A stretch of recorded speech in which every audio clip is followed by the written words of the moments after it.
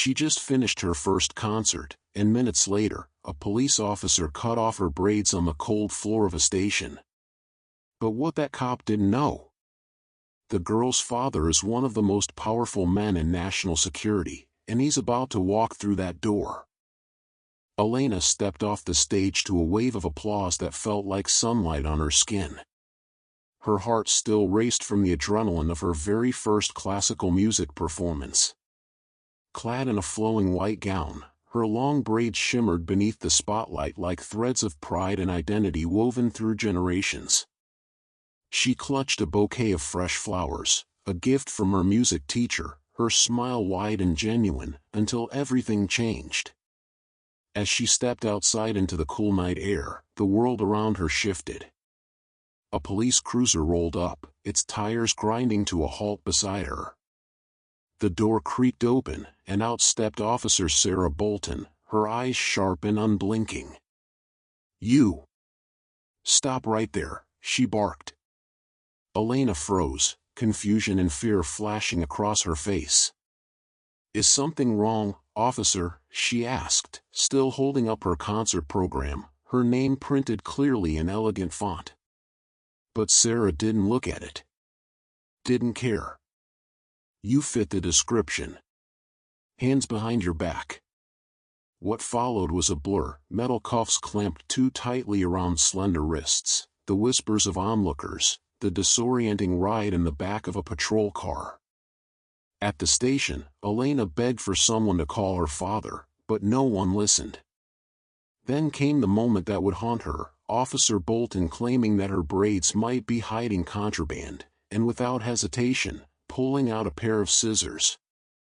Elena sat frozen, tears streaming down her cheeks, not from physical pain, but from the soul-deep humiliation of having her hair, her crown, her story, hacked away and left in clumps on the cold, tiled floor. She wasn't told what she had done wrong. No charges. No rights read.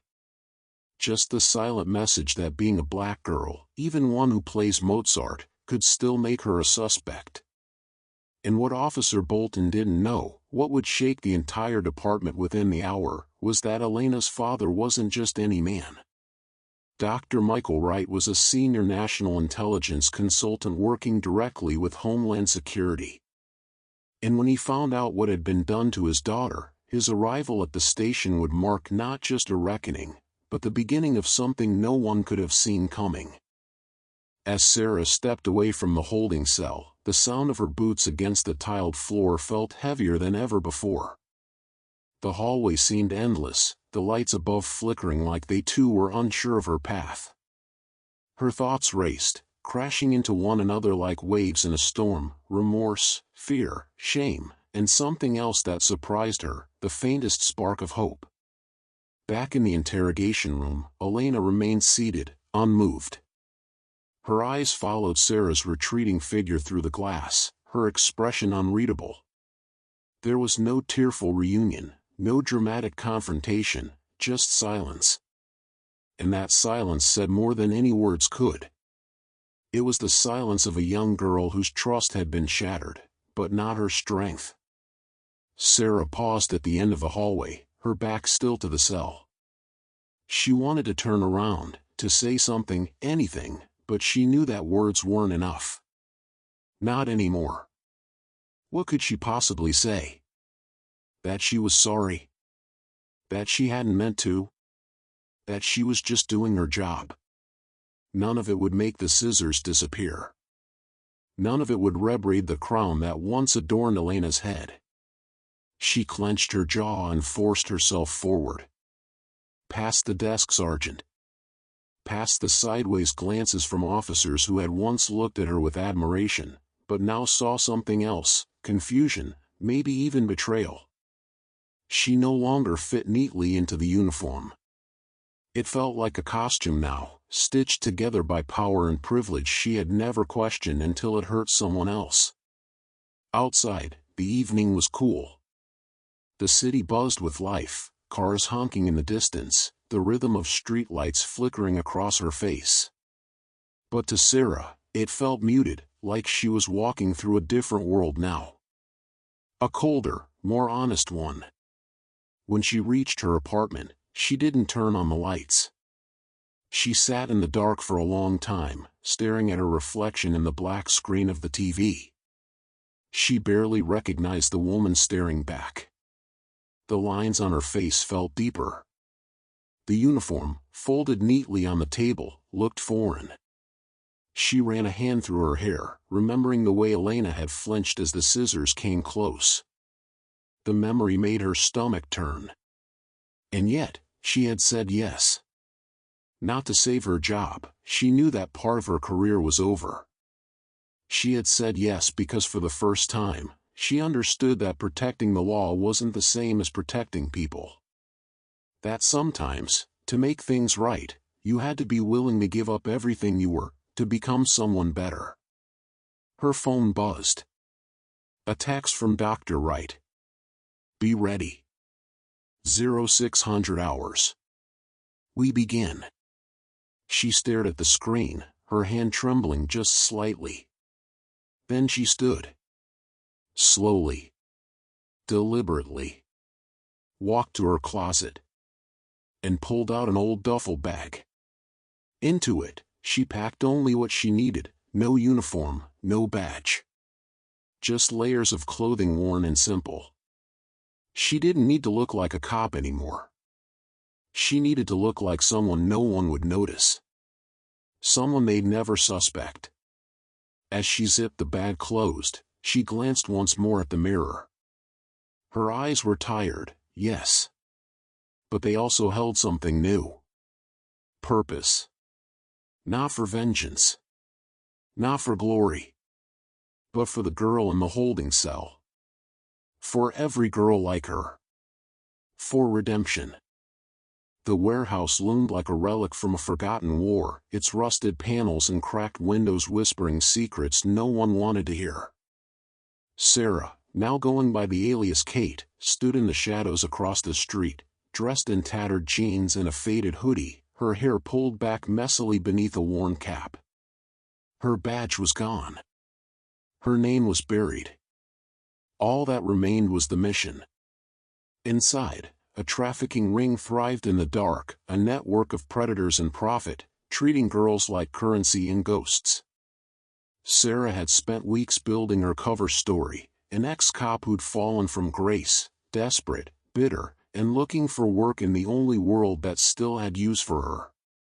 She had to become the person they could exploit, because only then would they let her in. But none of her academy training had prepared her for this. Her first night inside, she had to watch as two girls, one barely older than Elena, were paraded in front of a buyer. Sarah's jaw clenched so tight it ached, but she didn't blink. She couldn't. She stood in the corner, arms crossed, forcing herself to look bored, unimpressed. She wanted to scream. She wanted to pull out her gun, if she had one, and stop everything right there. But that wasn't the mission. Not yet. Every moment was a test. One wrong glance. One misplaced reaction. And she'd vanish, just like the girls did. Dr. Wright kept in touch through encrypted messages, guiding her, warning her, pushing her further. He needed names. Routes. Proof. And above all, he needed the kingpin, the one who kept the entire machine running while hiding behind clean money and forged legitimacy. The deeper she went, the more Sarah felt herself slipping, into the filth, into the silence, into the dark. But she held on to one image, Elena's face. Not her tears, but her defiance. The way she had stared through the glass at Sarah, not with fear, but with fire. That fire was her anchor. One night, in the freezing metal office above the warehouse floor, Sarah managed to sneak into a filing cabinet while the guards laughed over drinks. Her fingers trembled as she flipped through records, receipts, names, routes carved into code, but one folder made her stop cold. It had photographs. Dozens of girls. Faces frozen in forced smiles. Some of them she had seen. Others were already gone. And then, in the very back, a photo she would never forget. Elena. Taken from a social media account. Dated months ago. Circled in red marker. Her breath caught. It hadn't been random. It hadn't been a coincidence. Elena had been targeted. And that meant one thing: someone at the station, someone high up, was in on it. Her hands went cold. Her mind raced. Her blood turned to ice. This wasn't just about redemption anymore. This was about betrayal and justice. And she was going to tear the whole thing down. The moment chaos erupted inside the warehouse, Sarah knew the mission had gone sideways. 1 second she was blending in like always, Kate, the quiet, reliable ex-cop security hire. The next, the lights flickered out, replaced by flashing emergency strobes and the deafening crack of gunfire echoing through the rafters. Screams erupted. Guards shouted in multiple languages. The air turned thick with smoke and fear. Her instincts screamed louder than the alarms: get to the files. Get to the head of the ring. Move. She didn't hesitate. Her body moved on pure adrenaline, ignoring the sting of exhaustion and the heat creeping down her spine. Every step was a fight through shadows and chaos, but Sarah's eyes had locked onto one target: the office. She was almost there when it happened. A sharp, searing pain exploded in her side. A bullet. Not deep, but enough to knock her off balance. She gasped, hand flying to her ribs. Warmth bloomed under her fingers. Blood. For one moment, fear threatened to take over. Her breath caught in her throat. The world spun. But she gritted her teeth and pushed forward, the pain a distant second to what was at stake. Girls, just like Elena, like Amara, were still inside. The office door was already ajar. And there he was, the ringleader. Impeccably dressed, calm amid the storm, clutching a black case to his chest like it was made of gold. Sarah could see the outline of documents inside: records, contracts, names of buyers. Evidence. Everything they needed to shut this operation down for good. He turned, saw her bleeding but still coming for him, and smirked. That smug expression lit something inside her: rage, clarity, purpose. With a primal scream, Sarah lunged. They crashed against the metal filing cabinet, the case clattering to the ground and popping open. Papers flew like snow through the smoky air. She fought with everything she had left, slamming his wrist against the edge of the desk until the gun dropped, then using the full weight of her body to pin him. Her arms trembled, blood still seeping from her side, but she didn't care.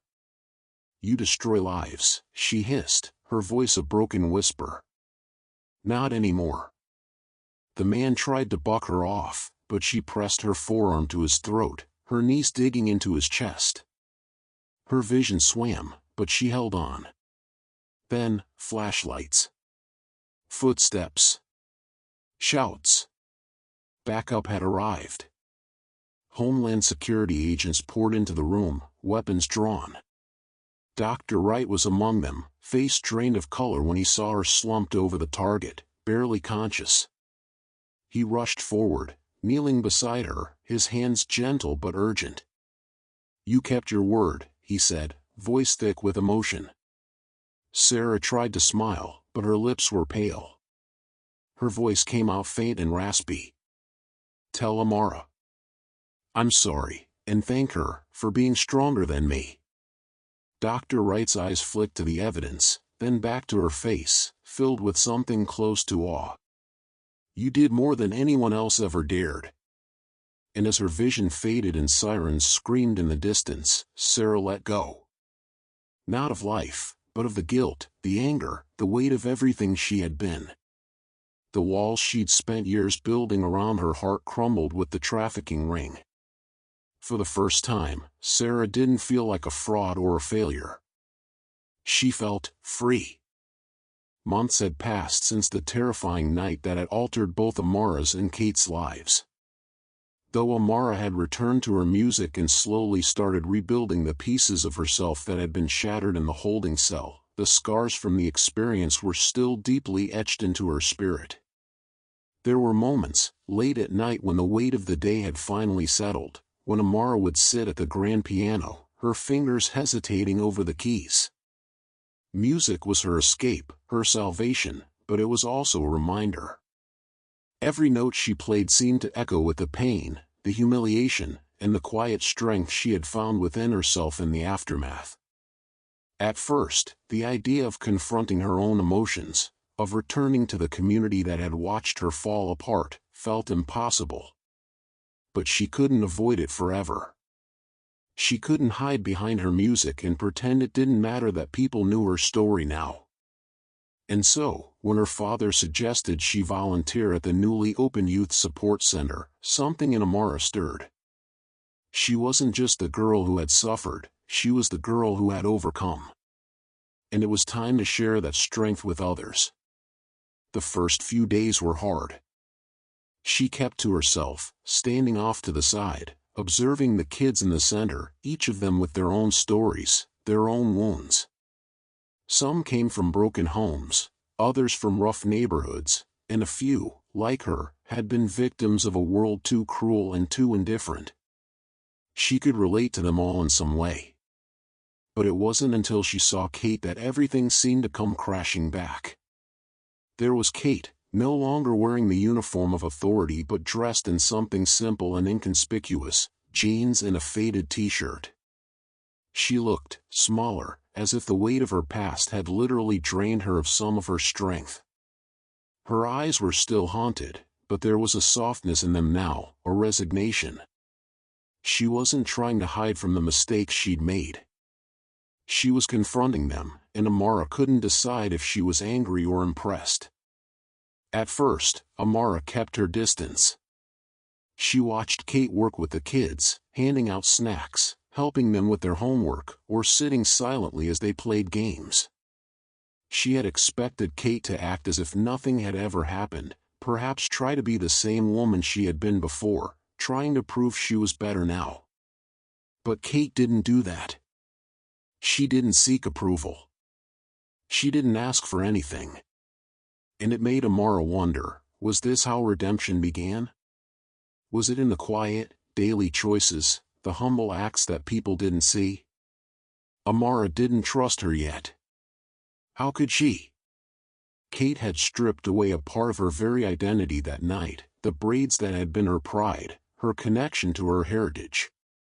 The act had been cruel and unnecessary, and no apology could ever change the fact that the humiliation of that moment was forever ingrained in her. But Amara could also see something else in Kate. She could see someone trying to rebuild, trying to make amends, even when it felt like it was too late. One afternoon, as the center hummed with activity, Amara found herself alone in one of the quieter rooms, sorting through some sheet music. The sound of footsteps approaching made her look up, and there stood Kate, hesitant but determined. "I kept this," Kate said quietly, holding out a small velvet pouch. Her hands shook slightly as she placed it on the table before Amara. "One of your braids, from that night. I didn't know why I held on to it. Maybe I thought that if I kept it, I'd remember what I did. I don't want to forget, Amara. I need to remember." Amara stared at the pouch for a moment, her heart heavy. She could feel the weight of that night in her chest, the way the scissors had sliced through her dignity, her heritage, and her very sense of self. But she also knew that forgiveness, like healing, didn't come in an instant. It wasn't something you could simply decide to give away. It had to be earned. With a sigh, Amara took a deep breath and looked up at Kate. There was something different in her eyes now. Something softer. Less defensive. She could see the guilt there, the burden that Kate had been carrying, and despite the hurt, Amara's heart softened.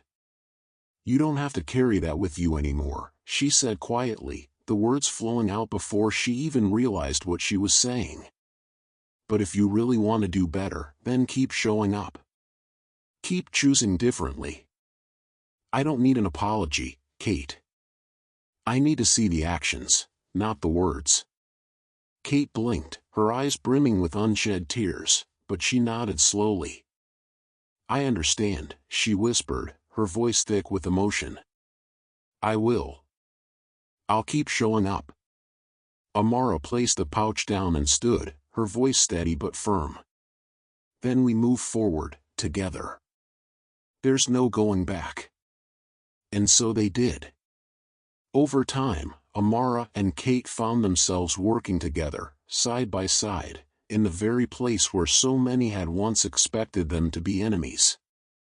The center became their shared mission, a way to give back to the kids who needed guidance, a safe place to dream.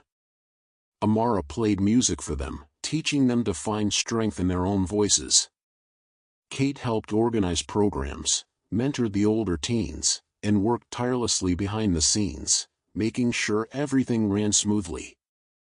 Though their pasts would never fully disappear, they had both discovered something far more powerful. Healing was not just in moving on, but in facing what had been broken and choosing to rebuild, brick by brick, note by note. And one evening, as Amara sat at the grand piano, playing a new composition she had written, titled Reclaiming Light, she glanced up and saw Kate in the back of the room, watching the kids as they danced around in joy, their laughter filling the air. Their eyes met.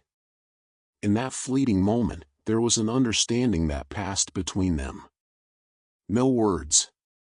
No need for apologies. It wasn't forgiveness they were offering each other. It was growth. A shared understanding that the road they had walked together, though painful, had made them stronger. And, for the first time in a long while, Amara felt free. Sometimes, the ones we hurt the most, become the reason we change. Elena's scars became her strength. And Sarah's shame became her second chance. Together, they turned tragedy into purpose, proof that healing is possible, even in the most unexpected ways.